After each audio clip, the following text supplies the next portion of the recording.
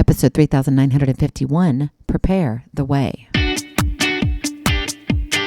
Moms, it's time to rediscover, rejuvenate, and renew who you are in mind, body, and spirit. Welcome to Create Your Now, Your Best Selfie, the show to help you do just that. Here's your host, certified life coach, personal trainer, and nutritionist, Christiane Wargo.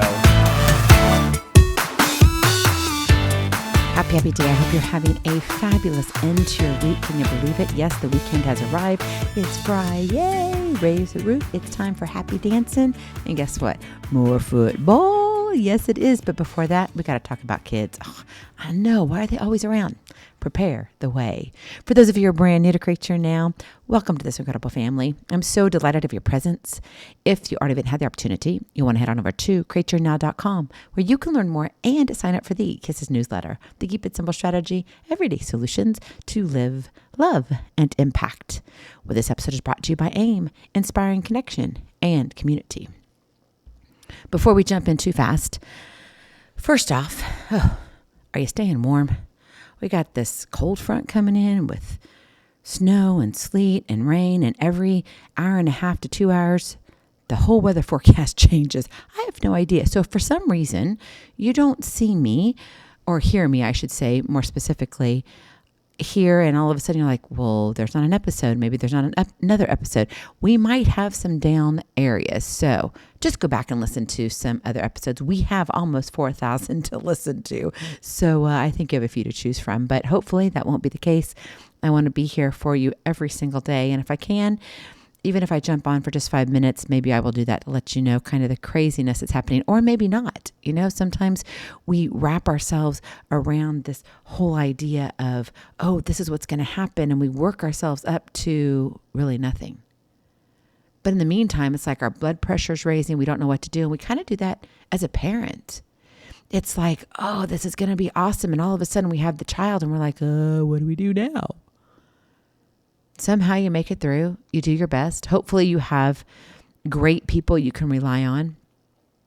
Hopefully you dive into books and read some things. Because let me just tell you right now, I'm just going to pull the Band-Aid off. No parent is perfect. Period. End of story. Doesn't matter who you are. I don't care how much money you have, how empty your bank account is. It does not matter. You could come from the best of homes or the worst of homes. You might be living in a shack. It does not matter. There is no perfect parent here on earth. But we do have a Heavenly Father who shows us how we can love our children. And so today, you know, it's Confessions of an Upset Mama, and sometimes I can't even say it right because I get so worked up about it. But I've been thinking about this for a long time. You know, when your children are little, parenting feels all-consuming. Overwhelm doesn't even seem like a fitting word, yet you're hands-on from feeding to teaching to fixing, right? Dressing, everything. Every day is full of immediate needs, constant crisis management, and unconditional love sprinkled throughout. Does that pretty much sum it up for you? I think so. It's easy to believe that how you prepare the way means just getting them through those early years. But then they grow. They move into adolescence, young adulthood, and beyond. And suddenly, the kind of parenting required, well, it all shifts. The challenges become less about diapers and homework and more about identity, independence, big life choices, and emotional resilience and everything in between, right? And sometimes I think we don't stop long enough to understand where we are in the process of their growth. And the tricky part is that your responsibility, and you may call it your job, doesn't pause. It evolves. And the last thing you want is to be caught off guard when that next stage hits. And it comes in like a wrecking ball, right? I mean, it does. And you're like, I can't breathe. This is not fair. And then you go and you talk about it to your girlfriend. You head out with the guys, whatever it is. And you're just like, I'm not going to make it through. And then you have other life circumstances, right, that happen behind the scenes. Maybe it's within your marriage. Maybe it's within your job. Maybe it's within your community or church. Maybe it's just with a really good friend, and all of a sudden life happens even more. And then you've got all of that on top of being a parent. But you see, being prepared means adapting your mindset and skills before your kids need you to. The way you parent teenagers or young adults isn't the same way you parent toddlers. And that's exactly the point. Preparing the way is a lifelong commitment, not just about raising kids, right? That's not the whole point, but it's to grow with them. You get to be stretched. So it's time you prepare the way. That's your Kiss to Keep It Simple strategy. Prepare the way. Think about how you have parented your kids in the past. How have you made changes along the way as they've gone through their stages of life? I mean, when you have an infant, it's totally different when you have a toddler. When it moves into teens and tweens, or really it's tweens and teens, and then you've got adolescence, which we kind of use that word with tweens and teens, but then sometimes we don't because that adolescence may not kick in for you till like 17, 18, 19. And you're like, but that's early adulthood. Yeah, it is kind of, but then you're like, but they're not there yet. Where's their maturity? I get it. So I want you to think back to a situation. And I'm sure you can get there fast. You don't have to like sit here and ponder this forever. If you do, that's actually probably a good sign. But think back to a situation where you wished you had responded differently. Maybe it was when you were at the store or the movies or even at church. Maybe you were grocery shopping. Maybe you were doing things for Christmas. What was it for you? Maybe it was at a birthday party. Consider the environment and how you could have responded differently. Okay, that's the key here. Not how you responded, but how could you have changed the situation and then possibly the outcome of what you're teaching your children by the way you responded. Maybe it's what you said. Maybe it's the tone of your voice that was used. Maybe it's discipline used too, or the lack thereof. If you're sitting there putting your kids in timeout and you just do that, but it's timeout that really has no relevancy to what really happened. And then you go to talk to them, but it's 3 hours later because you got stuck doing something else and you're fumbling through your phone and they fell asleep. Do you think any of it sticks? No, it does not, because they can't attach what happened. They have very, very short-term memories, as in, this is what I did and this is the result. And if that happened and I'm not supposed to have it happen, then I need to be told very, very quickly. Otherwise, guess what? Doesn't stick. And then it becomes a game to the child, right? So discipline, did you use it or not? Could you have done a different type of discipline? Maybe it's how it ended. We can be so quick to try and put out a fire for hundreds of reasons, right? Seriously, start naming them. Just go down the checklist. But what matters is how you prepare the way for them to learn the lesson. This isn't about your ego or how good of a parent you are. It must be in the child's best interest. It's what is best for them. And yes, that means your response and how you prepare the way will differ for each child. One size does not fit all. So if you got a big family, guess what? You better start learning real fast because you may be disciplining different ways all the time. And let me tell you, I had to do it. Sometimes timeout would work. Sometimes a quick spanking might be better. Sometimes it was just a quiet voice and mama looking and having 3 or 4 words, and that was the end of it. So go back to a situation. Maybe you're already exhausted just thinking about it. Well, that means you care. You're diving deep enough. So give yourself a high five, a pat on the back. Don't beat yourself up over what you think you did wrong. That's what this episode is not about. Okay, it's not about, gosh, you're a horrible mom. What have you been doing all these days? It's not about that, because let me tell you, I was never a perfect mom and you will never be either. And I don't use that word lightly, meaning never. It's just not going to happen. But you can be better every single day. And if you aim to be 1% better, guess what? You're doing your children you're giving them an incredible gift for life. Now, they're not going to come up and tell you that. They won't, nor should they. But maybe one of these days, they'll find themselves repeating something that you said, and they'll be like, oh, I'm like my mother. And you'll be just kind of giggling in the back. Or if you're not around, it'll be a good memory. So don't beat yourself up over what you have or haven't done. Use your reflection to gain a deeper understanding of where you are and where your child needs you to grow. Did you hear that, or did you finish the sentence yourself? Because if you finished your sentence yourself, this is what it probably sounded like. Well, I need to use the reflection to gain a deeper understanding of where I am and where I need to take my child. That's not what I said. I said, use your reflection to gain a deeper understanding of where you are and where your child needs you to grow. Oh, there's a big difference. Yeah. Mom, you got to be stretched. Dad, you too. You're not off the hook here. You're not perfect by any means. So pay attention. Kids can teach us a lot about ourselves. And maybe if you haven't noticed, you can look at your kids and be like, oh, wow, where did they get that trait? And if it's a bad one, you immediately want to place it on what? Where the other one comes from, right? So if you're mama, you're like, oh, you got that from dad. But what if they got all your bad traits from you? Seriously. Does that really make a difference? No. Why? Because you have the opportunity to influence them. You are their greatest influencer.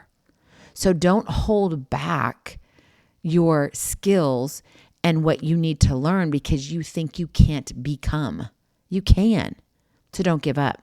So what does it look like in real life to really grow with your child in the way that they need you to grow? Number one, stay curious and keep learning together. Your kids don't stop growing, and neither should you. When you embrace curiosity, instead of trying to have all the answers, you set a powerful example. Read that book, learn that new skill, dig into what fascinates them. Don't just sit there and be in complacency mode. This isn't about, I got this all put together, or I had the best parents and I'm going to do exactly what they did. Red flag. Guess what? Your kiddos are not like you.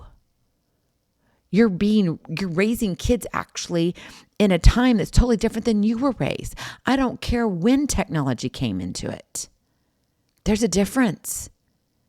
Every generation, there's a difference. So you've got to pay attention. You got to dig. You got to learn. You got to be willing to say, you know what? I did that wrong, but that's okay. Ask for forgiveness and do something next a better way. This isn't about pretending to be cool or chasing trends. Don't get on TikTok to figure out how to be the best parent. It might be entertaining, but you may not learn what really matters. It's about being genuinely invested in the things your child cares about. See the world through their eyes. Don't assume you know it all. And doing this together levels up your connection and shows that growth never stops. God created us that way. We are to be stretched. We are creators. We are to learn until the day we take our last breath. And when you do that, when you really allow yourself to buy into the whole idea of yes, growth never stops, it sends the loud message that learning is a lifelong adventure, not a checklist. You don't arrive and then you're just now the best parent ever. You become and become and become every single day. So when you take that last breath, hopefully when your children look back and your grandchildren, your great-grandchildren, they'll be able to say, I remember when grandma, I remember when mom, I remember when Gigi. That is becoming a better parent. Number 2, adapt your role as their needs shift. When kids are young, parents are fixers. They're teachers and sheriffs, right? I mean, think about that. We want to fix things, right? We're teachers. We're trying to help them learn, and we're sheriffs. We're trying to, keep everything calm. And sometimes if you have multiple kids and, they can test you to all nth degree, right? But as they grow, your job shifts from controller to coach, from manager to mentor. This requires self-awareness and humility because the way you lead and support needs recalibration. You need a reset once in a while. I need a reset once in a while. I mean, I stumble over my words, I stumble over my actions, and I try to be there and to be the best mama there is and the best grandma. I'm not a Gigi yet, but you know what? Maybe one of these days I will be, but I'm not rushing into that. I'm enjoying my time right now. I got many, many decades before that happens. But when you think about it, you've got to recognize when to step back and then when to step in. And that means sometimes you got to let your kids fall. And that's hard because then you have to be there to pick up the pieces. And that's not always the easiest thing in the world to do. In fact, I would say, in my experience, it's one of the hardest. So recognize when to step back, when to step in, and when to cheer on quietly from the sidelines. I got a big mouth. It projects, okay? I was a cheerleader, and I'm going to be anybody and everybody's loudest cheerleader ever. Now, if I yelled, you'd be like, Christine, you broke my eardrums. I know. But sometimes quiet is best. Sometimes a high five is just what they need. We don't always have to bring the extra boldness and loudness to everything our kids do. Think about it. Your willingness to evolve moves your relationship beyond authority-based parenting into partnership and mutual respect. And let me tell you, my friend, that is earned. Mama, don't give up. You will get there. It takes time. And by the way, it doesn't fade overnight. It doesn't. You may feel like you've lost a child, as in not death. Okay, that's not what I'm referring to, by the way. What I'm saying is maybe your relationship is a little bit tense, or you haven't had a relationship really and you're estranged. Don't give up. Don't give up. Pray for your children always. And I promise you, love unconditionally. Make sure your door and windows are always open for your children and let them come back. And I promise you, they will. You may not like what they had to go through. You may not like the choices that they made, but they will come home to you. But you have to be willing to let your heart break in order to love more. And finally, number 3, model emotional honesty and resilience. Growth isn't linear. Life throws curveballs and the way forward isn't always clear. So let your kids see you wrestle with your own challenges. Express authentic, genuine emotions. Don't pretend. No drama here, right? And let them see you bounce back. Let them see you rise up. Showing how you handle setbacks teaches a crucial lesson. Strength isn't about perfection. It's about persistence. Letting go of the super parent act, right? You got to wear your super cape. No, you don't. It's all about embracing real humanity and allowing yourself to empower your kids to do the same. If you've got grandkids, same thing. Nieces and nephews, pour into those kiddos regardless of the age. I look at Indiana University here. You thought I wasn't going to talk football, did you? I couldn't get away with this story. But seriously, you got to read some of the background of Indiana University and how they won the college national championship 16-0. I could go on and on. There's only been one other school that has done that before, 16-0, and won the championship. That was Yale, I believe, in 1894. Amazing. But see, here's the thing. You would see their quarterback, right? Fernando Mendoza. He wasn't raised with the best of everything. Instead, his mom, and I'm sure his dad too, taught him how to do his best in whatever circumstances he found himself in. He wasn't recruited by a top 10 football program. In fact, he was a third string with more failures on the field than successes. That doesn't work well for any hopeful NFL quarterback. But Mendoza's mom did everything she could to the best of her ability. She encouraged. She knew that her son was capable, right? And what she did, even with her diagnosis of MS, was to say, you know what? Nothing is impossible. You can put your best foot forward, regardless of the circumstances that you're in. When her children were young, they didn't even know what mommy had been fighting as they were growing up. They didn't know mommy was sick. It's amazing the family story behind the quarterback. You see, it's just not about that ball on the field. It's about what's in the hearts that are connected. Just a few things that I've read since all the hype from her son's success on the field. Mendoza's mom can really teach us a lot of things. And here are a few things that I gathered personally and just watching her from afar. Be who you are becoming. Love more and be present. Pretty simplistic, but pretty deep too. It calls us to a higher standard as a mom and as a dad. Parenting doesn't stop when your kids hit milestones or chase their dreams. The way you're preparing is never finished. It's a living, breathing path you pave together. Grow with them, adapt, and show up honestly. That's the living legacy your kids will remember. Go in peace. Be present, be incredible, be you. I love you so very much. I cannot wait to see you on the other side. Blessings, hugs, and lots and lots of love. We'll talk to you real soon. Have a glorious, blessed weekend. Oh, and stay warm and safe. Love you. Bye-bye. Feeling inspired, ready to train for life and love your journey? Visit createyournow.com for more incredible resources to help you along the way. We'll see you next time on Create Your Now, Your Best Selfie. And remember, always be sure you consult your physician before beginning any health and fitness plan.